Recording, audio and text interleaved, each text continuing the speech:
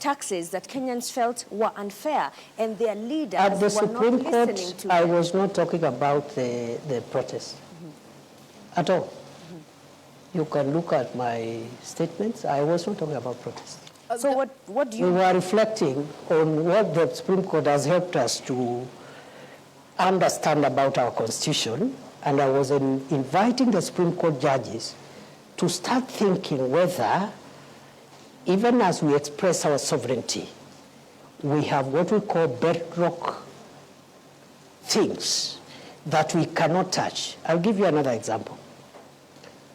If the people of Kenya meet and in a referendum, they overwhelmingly vote, so it is popular, it is in public interest, and they vote to change Article 4.2 of the Constitution that says that Kenya is a democratic multi-party state and create a monarchy or another form of government that is not democracy.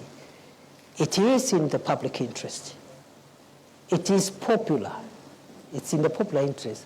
But is it in the national interest? My answer is that it is not. So within the Constitution, there are things you can change and still not change the DNA of our Constitution.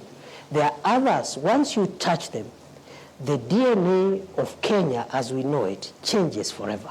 That's what I was discussing. It's very interesting that you mentioned that, Your Excellency, because during your vetting, following your reappointment as Interior Cabinet Secretary, you are on record saying that you will specify designated protest areas, potentially undermining the right to peaceful assembly outlined in Article 37 of the Constitution. How would you justify limiting spaces where Kenyans can express their grievances at a time when the government is facing mounting criticism, and why? That is the practice in all democracies. Show me one democracy where people are free to express themselves anywhere, anyhow, anytime, notwithstanding the rights of other people, including traffic, the right for traffic to flow, and so forth. I have been, before I became minister, I was an academic. And for about 12 years, I traveled to about 100 countries around the world. So I'm very familiar with many democracies.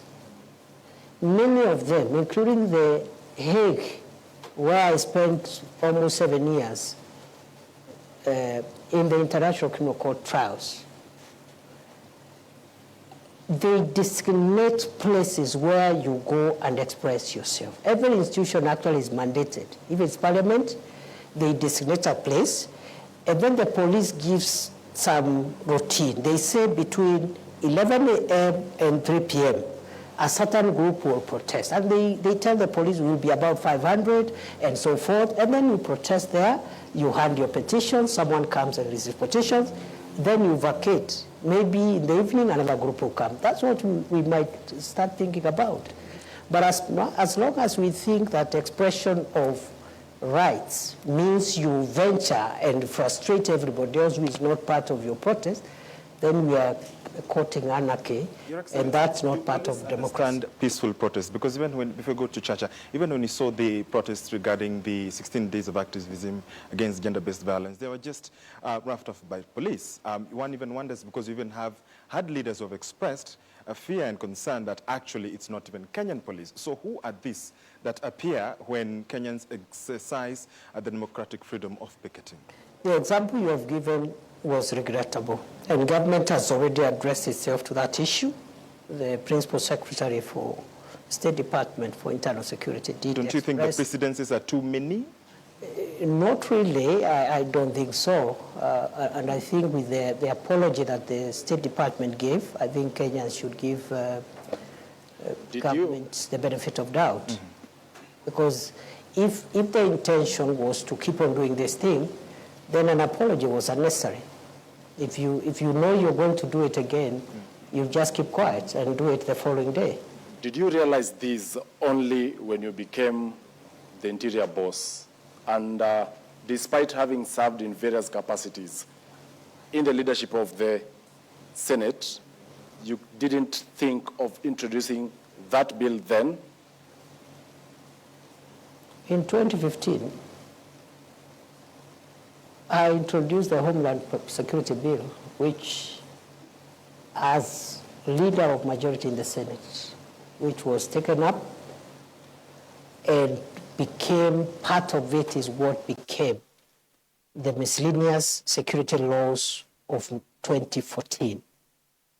I know some parts of that law were struck out, but 85% of those laws are what has made Kenya. Specifically on limiting the protesters. The security laws did not cover the issue of protest.